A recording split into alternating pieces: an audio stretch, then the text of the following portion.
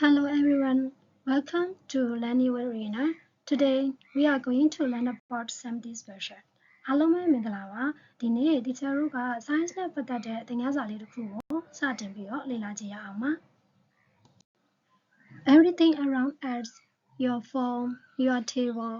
even your body is made of something very small. အဲ့တော့ teacher တို့ရဲ့ပတ်ဝန်းကျင်မှာရှိတဲ့အရာဝတ္ထုတိုင်းပေါ့နော်အရာတိုင်းဘာလဲဆိုရင်သားသမီးတွေရဲ့ဖုန်းတွေပြီးရင်စပွဲတွေစာအုပ်တွေပေရန်တွေပေါ်ပင်တွေအစရှိသဖြင့်ပေါ့နော်ပြီးရင် teacher တို့ရဲ့ကိုယ်ခန္ဓာကြီးပေါ့နော်သားသမီးတွေကလေးတွေရဲ့ခန္ဓာကိုယ်ကြီးရမှအစဒီအလွန်သေးငယ်တဲ့အရာလေးတစ်ခုနဲ့ဖွဲ့စည်းထားတာဖြစ်တယ် But what is it အဲ့ဆိုရင်ဘာတွေနဲ့ဖွဲ့စည်းထားတာဖြစ်မလဲToday, let's understand the basic unit of matter. အဲ့တော့ teacher တို့ကဒီနေ့မှာဆိုလို့ရှိရင်ဒီအရာဝတ္ထုတွေအားလုံးရဲ့အချိန်ခံကြရတဲ့ပစ္စည်းလေးအကြောင်းကိုစပြီးတော့မှလေ့လာရမှာဖြစ်ပါတယ်။ဒါဆိုရင်အဲ့ဒီ unit လေးပေါ့နော်အဲ့ဒီပစ္စည်းသေးသေးလေးကဘာလေးလဲပေါ့နော်အဲ့ဒီပစ္စည်းသေးသေးလေးကိုတော့ teacher တို့က atom လို့ခေါ်ပါတယ်။ဆိုတော့ atom ဆိုတာဘာလဲAn atom is the smallest unit of matter that still keeps the properties of an element. Atom ဆိုတာကအရာဝတ္ထုတွေကအသေးဆုံးပစ္စည်းလေးပေါ့နော်အရာဝတ္ထုတွေမှာပါဝင်နေတဲ့အသေးဆုံးပစ္စည်းလေးကို atom လို့ခေါ်တာဖြစ်ပါတယ် Atom is the smallest unit of matter. Atom is the smallest unit of matter. The middle part of the atom is called the nucleus. အဲ့တော့ atom ရဲ့အလယ်ကောင်ပိုင်းလေးကိုတော့ teacher တို့က nucleus လို့ခေါ်မှာဖြစ်ပါတယ် Protons and neutrons are located in the nucleus. အဲ့တော့အလယ်တက်မှာရှိတဲ့ဒီ nucleus ထဲမှာဆိုလို့ရှိရင် proton ဆိုတဲ့အမုန်လေးနဲ့ neutron ဆိုတဲ့အမုန်လေးကတည်ရှိနေမှာဖြစ်ပြီးတော့ around the nucleus အဲ့ဒီ nucleus ရဲ့ပတ်ပတ်လည်မှာတော့ electrons move. electron တွေကရွေ့လျားနေကြမှာဖြစ်ပါတယ်အဲ့တော့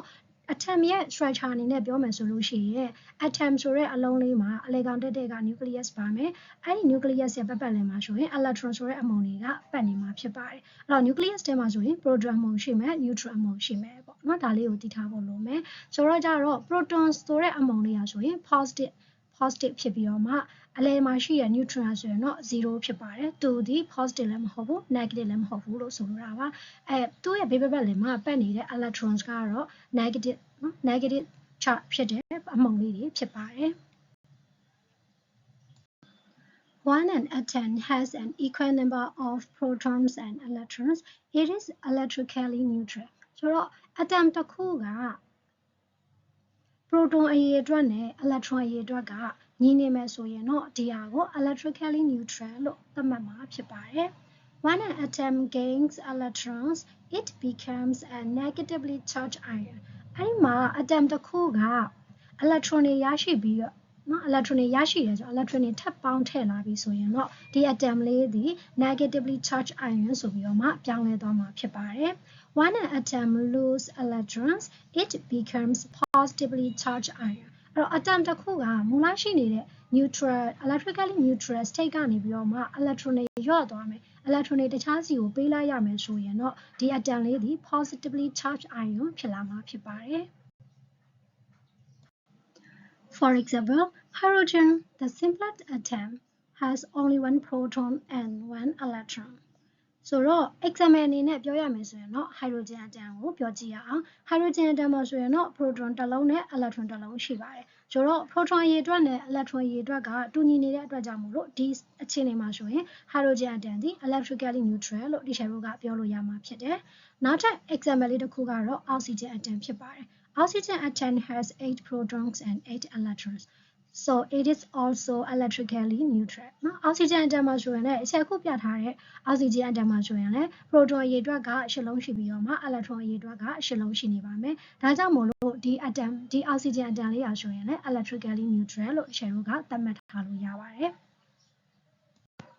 Today's summary will be the following facts. Atom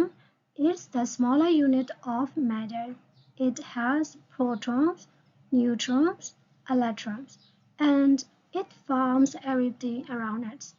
အကျဉ်းချုပ်အဖြစ်ပြောရမယ်ဆိုရင်တော့ဒီနေ့ဒီဗီဒီယိုသင်ခန်းစာလေးမှာဆိုရင်ဒီ channel ကအတမ်ရဲ့အကြောင်းလေးကိုလေ့လာခဲ့ကြဖြစ်ပါတယ်။အတမ်ဆိုတာကအရာဝတ္ထုတွေထဲမှာပါတဲ့အသေးဆုံးပစ္စည်းလေးကိုခေါ်တာဖြစ်ပြီးတော့ atom မှာဆိုရင် proton neutron electron ဆိုတဲ့အမုံလေး၃ပုံပါရှိရဲဆိုတာကိုသိရှိခဲ့ကြပြီးဖြစ်ပါတယ်ပြီးရင်ဒီ cherry ရဲ့ပတ်ဝန်းကျင်မှာရှိသောအရာဝတ္ထုတိုင်းရဆိုရင်ဒီအမုံအမွှားလေးတွေတနည်းအားဖြင့် atom လေးတွေနဲ့ဖွဲ့စည်းထားတာဖြစ်တယ်ဆိုတဲ့အကြောင်းလေးရဲ့ဒီအမုံလေးကနေပြီးတော့မှအရာဝတ္ထုတွေအားလုံးကိုဖွဲ့စည်းပေးထားတယ်အရာ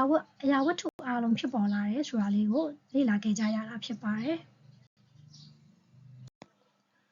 This is the question for you. What is the smaller atom you know? If you know the answer, you can comment below. In the next lesson, we will talk about atomic number and mass number. Thank you for learning with me today. See you in the next lesson. Bye-bye.